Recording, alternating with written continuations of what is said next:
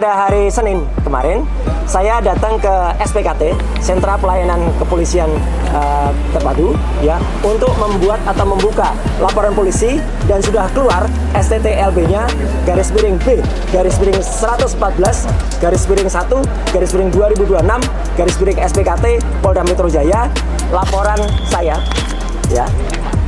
Saya dengan mohon maaf harus saya tutup beberapa yang sifatnya krusial, bukan apa-apa karena saya menghormati privasi saja. Dan saya telah melaporkan 7 orang. 7 orang itu ada rincinya, tapi yang dalam laporan ini memang disebut dan kawan-kawan.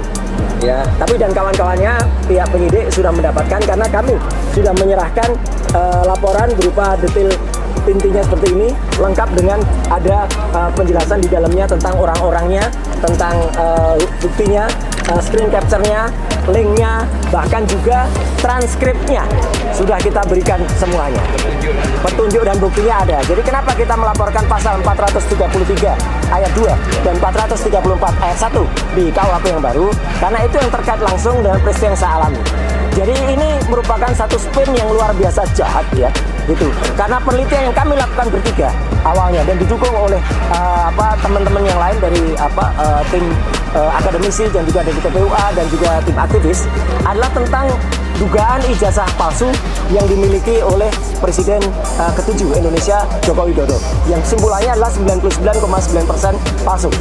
Dan dengan enaknya para pendukung Joko Widodo itu kemudian membalik begitu saja, mengatakan ijazah saya.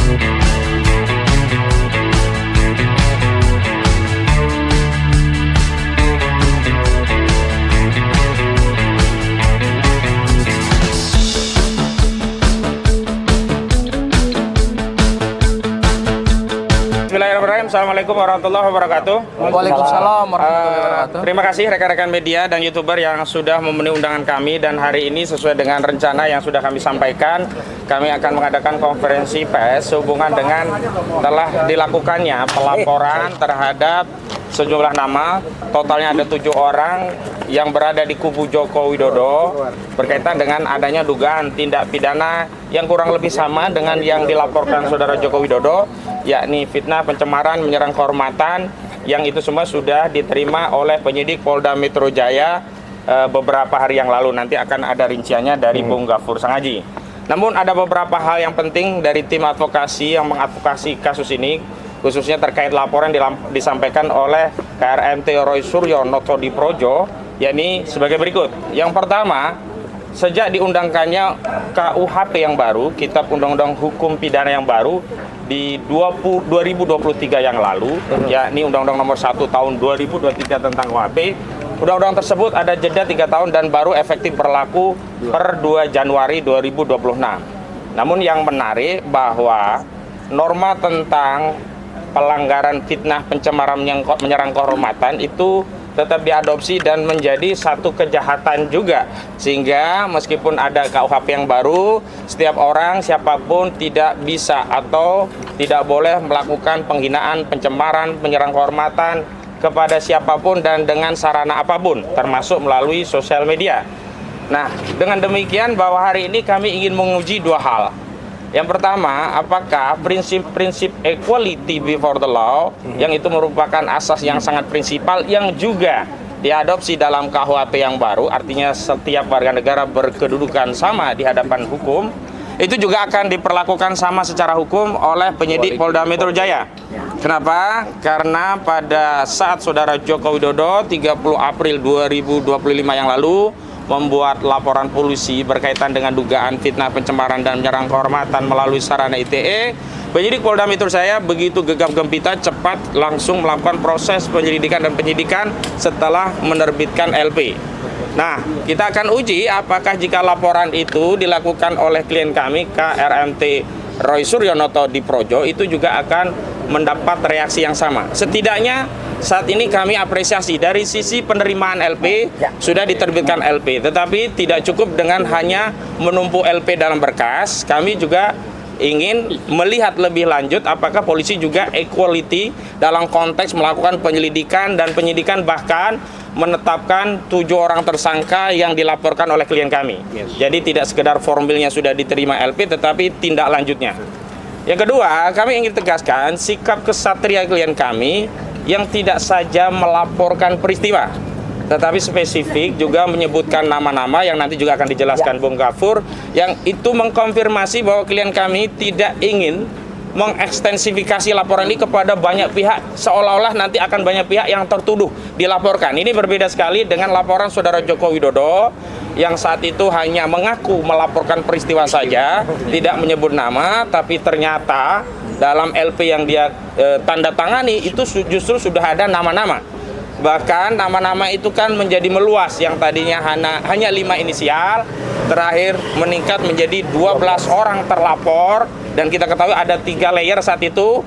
Layer pertama layer aktivis, layer kedua akademisi, dan layer ketiga itu adalah layer media atau YouTuber. Namun dalam perjalanannya kami bersyukur klien-klien kami yang ada di layer media atau juga YouTuber yang saat itu juga kami tangani, diantaranya mantan Ketua Komisi Pemberantasan Korupsi KPK Abraham Samad, tidak naik dalam konteks menjadi penyidikan dijadikan tersangka. Tetapi bukan itu poinnya. Poinnya memang sebenarnya apa yang dialami atau yang dilakukan oleh Roy Suryo dan kawan-kawan itu adalah konteksnya sedang melakukan penelitian yang memang kesimpulannya menyatakan ijazah Saudara Joko Widodo palsu. Bahwa tentu saja Saudara Jokowi tidak akan senang dan juga pendukungnya akan kecewa berat, meradang, meronta-ronta, ya, gulung-gulung begitu ya, karena kesimpulan itu palsu, itu hal yang lain. Tetapi itu adalah konteks dalam konteks penelitian, dan hari ini justru tidak ada konteks penelitian sama sekali. Apa yang dilakukan oleh kubu Jokowi melalui sejumlah nama, diantaranya adalah Mo1, Irjen Mo1, nanti ada penjelasan yang lainnya. Itu sama sekali tidak punya underlying sebagai peneliti atau apapun. Bahasa-bahasanya, bahasa frontal, bahasa yang tidak mungkin bisa ditafsirkan kecuali itu penghinaan. Kecuali itu adalah suatu penyerangan kehormatan. Jadi tidak butuh ahli, tidak butuh ahli bahasa, tidak butuh ahli sosiologi, tidak butuh ahli psikologi, tapi kita semua orang yang punya nurani, punya akal sehat, pasti akan setuju dan sependapat bahwa statement yang disampaikan oleh terlapor ini adalah tindakan-tindakan atau pernyataan yang terkategori menyerang kehormatan dan kemudian merendahkan marwah klien kami. Memang kami tak sampai hati untuk mengutip atau setidaknya mengcopy paste apa yang menjadi statement mereka karena terlalu menyakitkan ya, terlalu vulgar begitu. Namun yang jelas ketika polisi telah menerbitkan laporan berarti memang statement itu layak untuk dilakukan penyelidikan dan penyidikan. Yang ketiga, ini sekaligus penegasan kepada kubu Joko Widodo bahwa saudara telah memulai perang terbuka dengan membuat laporan polisi pada 30 April 2025 yang lalu. Dan hari ini laporan yang dilakukan klien kami bukanlah perang yang dimulai oleh klien kami, tetapi ini adalah balasan terhadap siapapun yang ada di kubu Jokowi yang terus membela dan membela dengan serangan-serangan yang di luar nalar kami. Dan karena kita negara hukum, setiap tindak kejahatan apapun meskipun baru dugaan, maka sudah menjadi kewenangan hak dari klien kami untuk membuat laporan polisi. Jadi sekali lagi, kalau kami dulu sudah menyatakan siap melayani, meladeni apa yang akan dilakukan oleh kubu Jokowi dan seluruh pengikutnya, seluruh ya pentaklid butanya, hari ini kami tegaskan ini adalah bagian dari kesiapan kami, baik prinsipal maupun tim advokasi untuk menuntaskan. Dan kami minta dukungan seluruh rakyat Indonesia, karena apa yang diteliti oleh klien kami Roy Suryo Noto di Projo itu bukan untuk dan atas nama kepentingan pribadi, tapi ini bagian dari perjuangan untuk menyelamatkan bangsa dan negeri ini dari legasi sejarah buruk pernah dipimpin oleh seorang presiden yang berijazah palsu. Itu harus kita tuntaskan. Dan saya menghimbau kepada saudara Joko Widodo, jika masih tersisa sedikit sikap negarawan dari saudara meskipun tidak lagi menjadi presiden, maka hentikanlah seluruh tuduhan-tuduhan yang tidak berdasar.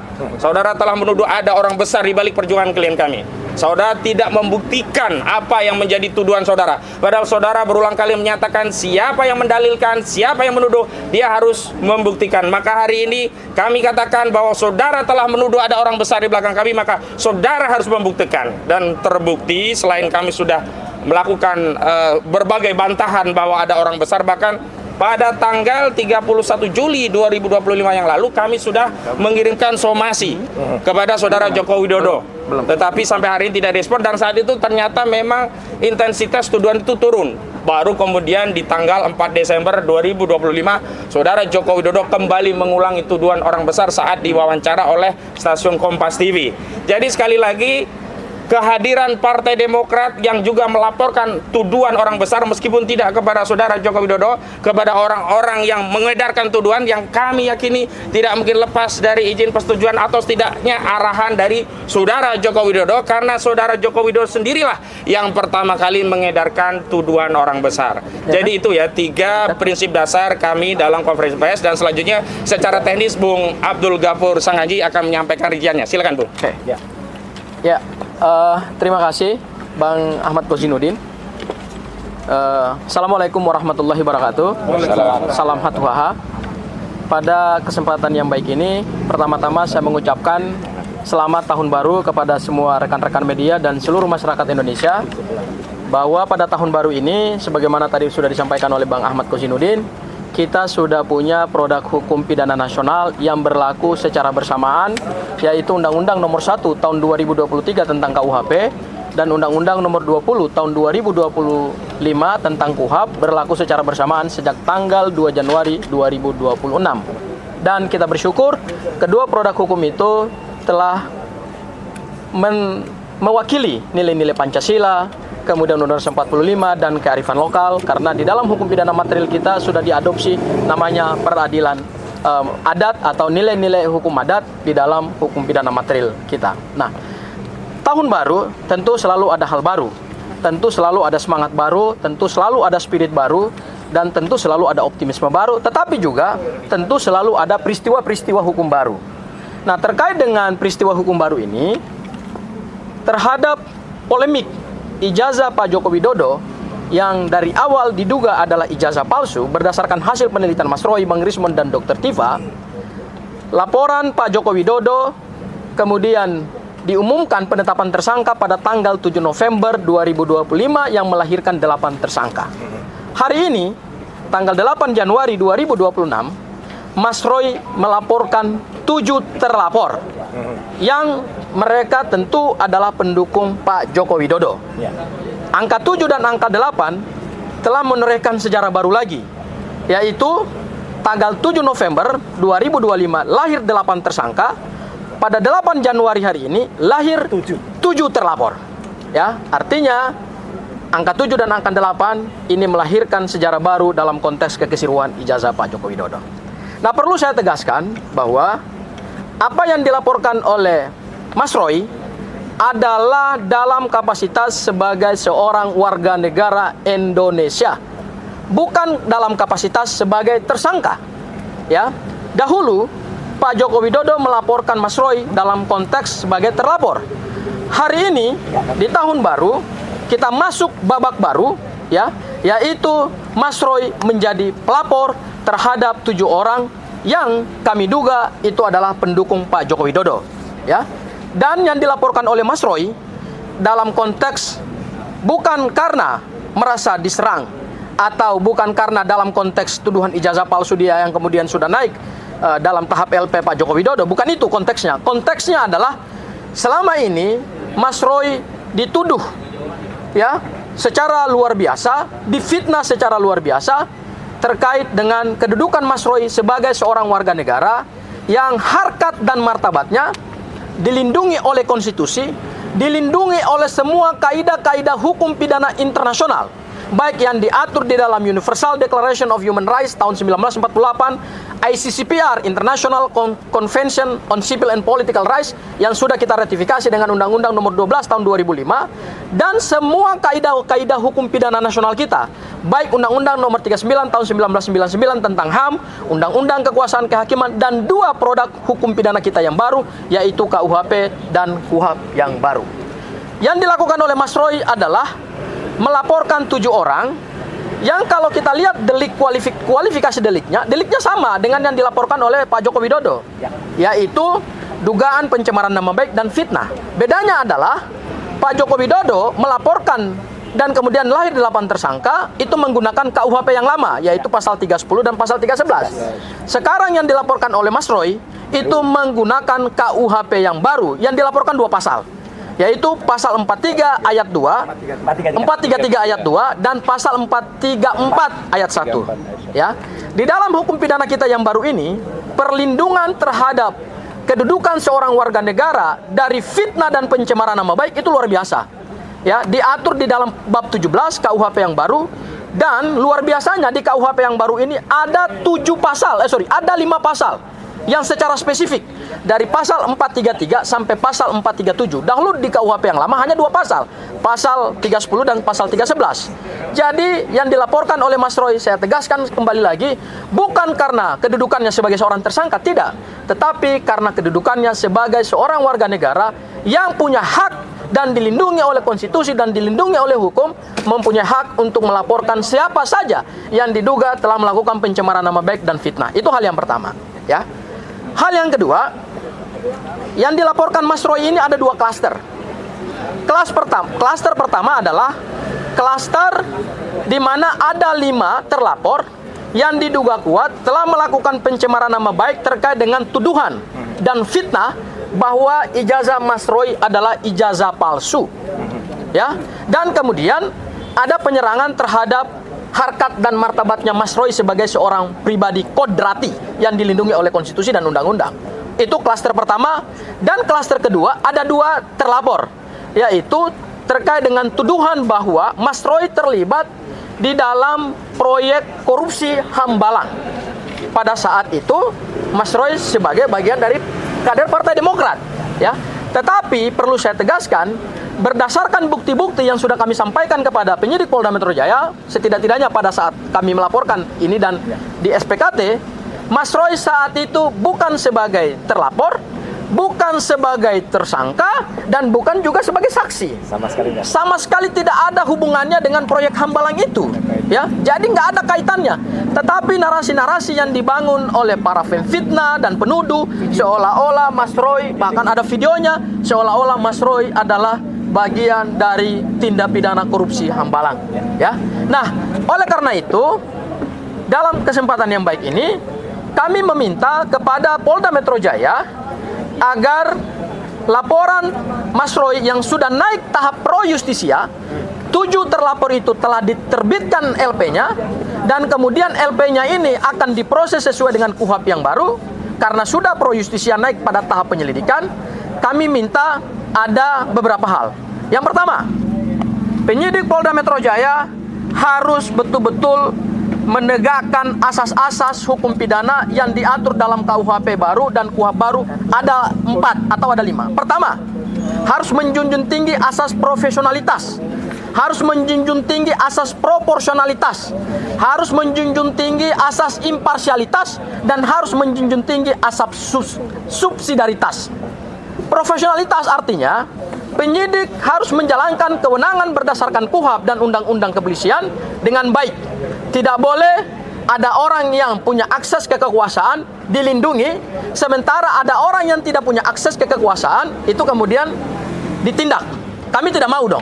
Dalam penegakan hukum, penyidik begitu menerima LP harus profesional. Yang kedua, penyidik juga harus proporsionalitas.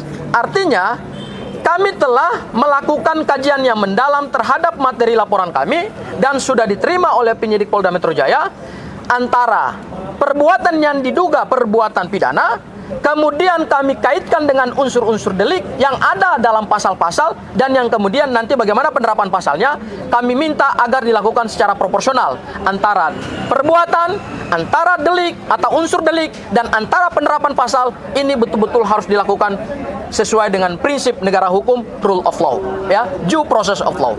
Dan yang ketiga adalah prinsip imparsialitas. Penyidik tidak boleh, karena ini laporannya adalah dari Mas Roy, tidak boleh kemudian nanti ke depan itu memilih-milih, ya. Kami harapkan 7 yang dilaporkan oleh Mas Roy itu jika ada bukti yang cukup, naikkan ke tahap penyidikan, kemudian juga tetapkan mereka sebagai tersangka. Supaya ini menjadi pembelajaran hukum kepada seluruh masyarakat Indonesia di dalam semangat dan suasana KUHP yang baru. Dan yang terakhir adalah kami minta juga hukum ditegakkan Jangan tumpulnya ke atas, tajam ke bawah. Jangan terhadap pendukung-pendukung Pak Joko Widodo dilindungi. Kemudian terhadap Mas Roy dan kawan-kawan itu ditindak. Ini nggak fair. Ini nggak sesuai dengan prinsip negara hukum karena kita sudah punya KUHP dan KUHP baru. Misalnya, yang hari ini seorang terpidana yang masih berkeliaran kemana-mana, yaitu Sylvester Matutina. Ini kan yang perlu ditindak nih. Kita sudah punya KUHP yang baru. Kewenangan kejaksaan sudah diberikan oleh KUHP. Kami minta supaya Sylvester Matutina segera dicari, ditetapkan DPO, kemudian dimanapun dia berada, ditangkap dan dipenjarakan. Sesuai dengan putusan pengadilan yang telah ingkrah. Dan yang terakhir adalah asas subsidiaritas.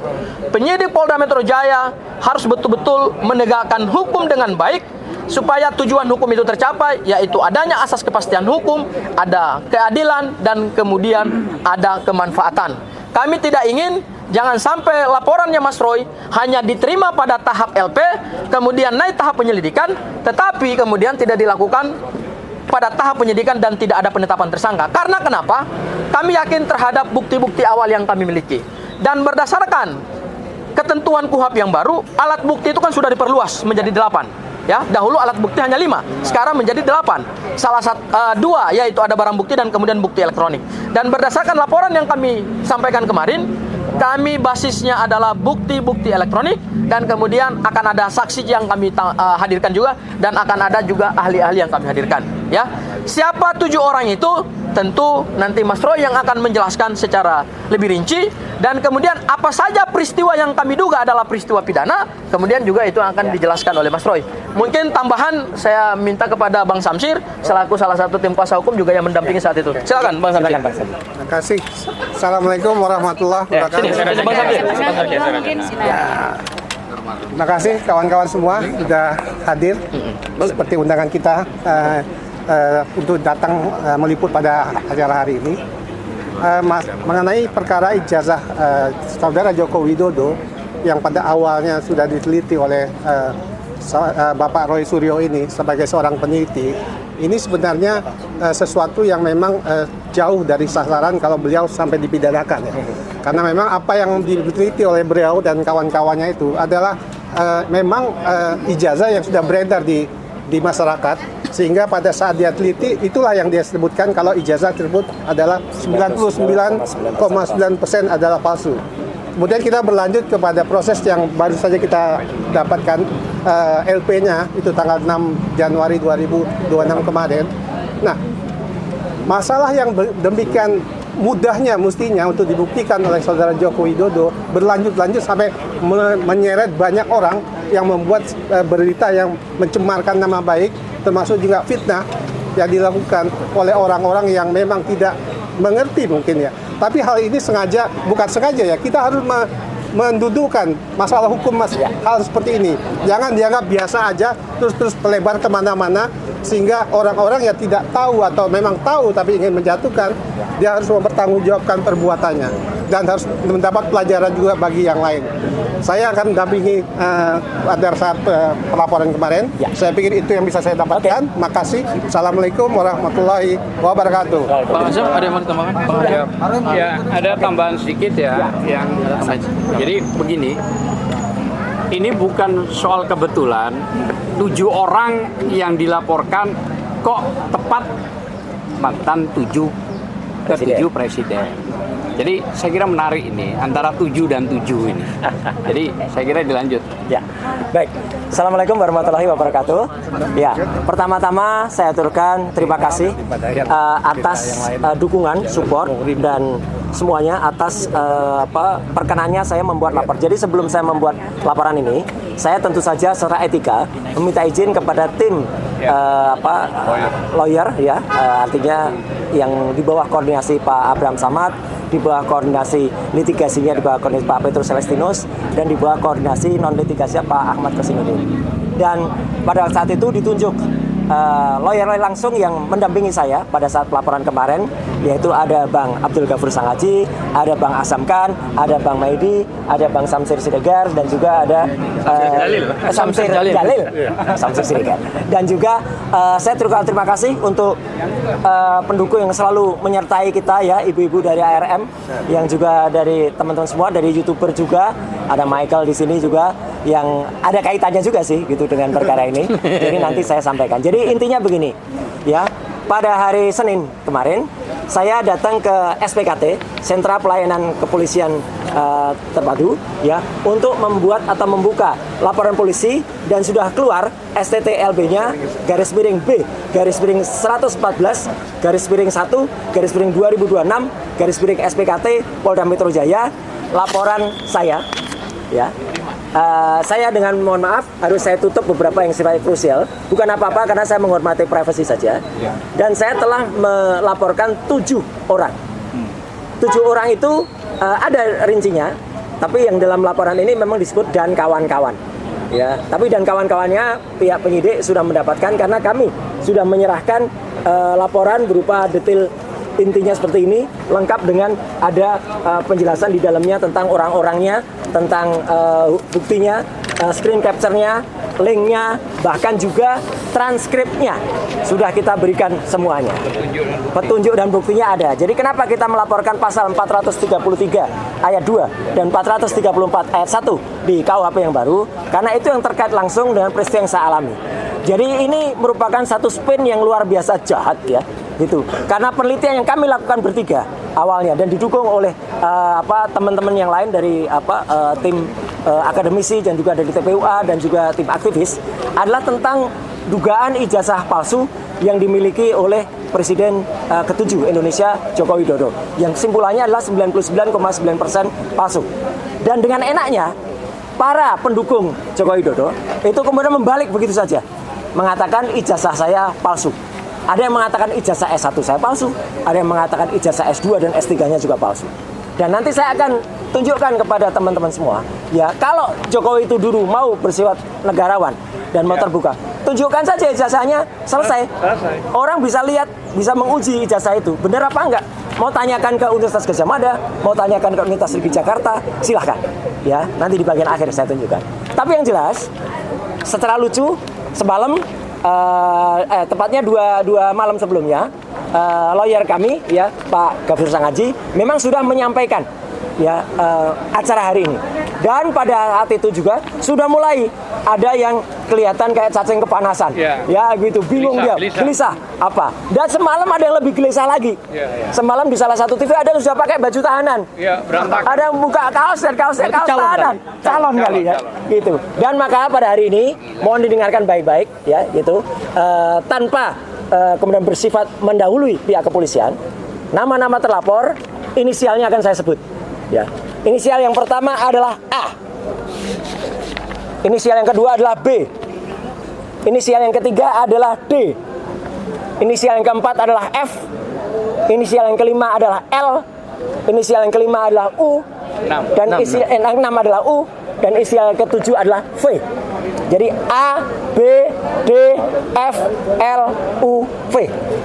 Itu adalah orang-orang yang kami laporkan dan ada di dalam detail penjelasan yang sudah ada di dalam laporan kepolisian nomor STTLB /B /114 /2026 SPKT Polda Metro Jaya.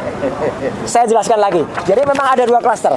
Klaster yang pertama, saya dituduh berijazah palsu, ya. Jadi ijazah saya dari S1 dari UGM ini dituduh palsu. Clear, ya, jelas betul. Ini ada legalisasinya. Silakan difoto, silakan dianalisis. Ya, kalau ada orang, ya, silakan diuji ELA, silakan diuji luminance gradient, silakan diuji apapun. Kalau ini apa ijazahnya. Kemudian bentuk kejujuran, ya? Artinya bentuk kejujuran. Kemudian ijazah S2 saya dari UGM juga, ini silakan diuji. Silakan diuji juga. Ini saya magister kesehatan, makanya di belakang saya ada MKes-nya. Kalau tadi gelarnya di depan ada dokter andesnya. Dan saya S3. Kenapa saya perlu jelas S3? S3 inilah saya memutuskan untuk mengundurkan diri dari partai karena saya sekolah menempuh S3 ini. Dan alhamdulillah 4 tahun kemudian saya lulus dari Universitas Negeri Jakarta. Bisa diuji. Bisa diuji. Ya. Clear, ya? Ya. Ya, jadi artinya 1, 2, 3, S1, S2, S3 ada semua, ya. Ada semua dan silakan kalau ada, ya, silakan. Dan kalau ada yang kemudian melakukan itu, mari kita buktikan dia berarti apa? Karena dia sudah menuduh ijazahnya palsu, gitu ya. Kemudian bla bla bla. Yang kedua yang tadi udah disebut, saya dituduh melakukan korupsi di proyek Hambalang, ya. Saya justru mengundurkan diri dari partai itu karena mau sekolah tadi. Ya. Dan salah sedikit dari orang di partai itu yang telah memperoleh 5% sebagai kader terbaik partai. Wih, mana? Saya kader terbaik dari partai itu tahun 2016. Dan setelah itu saya justru 4 tahun berikutnya saya izin kepada ketua umum waktu itu untuk mengundurkan diri karena saya mau sekolah. Jadi saya memang hubungannya tidak buruk. Saya hubungannya tetap baik. Dan justru karena hubungan baik itu, maka ketika saya dituduh kemudian melakukan korupsi di Hambalang, alhamdulillah justru nanti akan ada saksi yang sangat prinsipal yang mengetahui persis ketika kasus Hambalang itu beliau berada di KPK.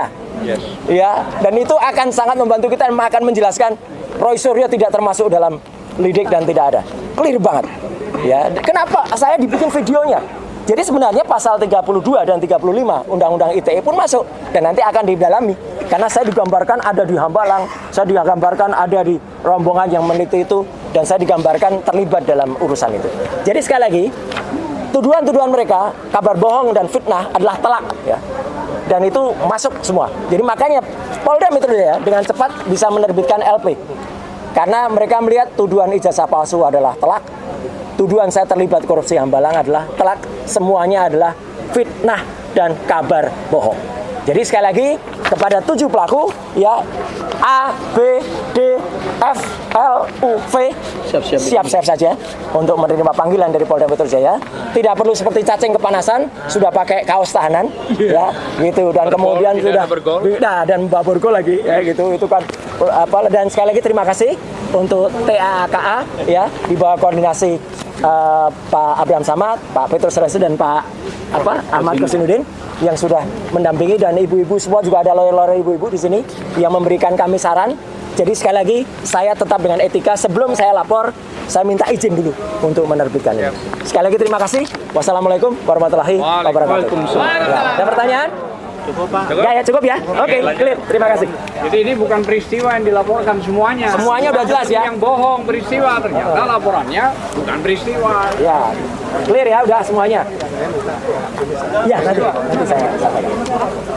Jelas ya semuanya. Nggak perlu saya tunjukkan ya, ini detailnya ada semua nih. Gambar-gambarnya, videonya ada semua nih. Gambarnya, videonya ada semua nih laporannya. Rahasia. Rahasia ya. Gitu, nanti. Biar mereka cari sendiri. Iyalah, silahkan cari sendiri dan bingung. Sorry. Dan bingung sendiri. Ya. Oke. Ini punya siapa aja? Banyak banget. Banyak banget nih. F-nya kita tunggu dulu. Nanti siapa? Ya. Dipilih pasar. Aduh. DJI punya Oh ya, ada tambahan dari Michael. Ada nih. Mike.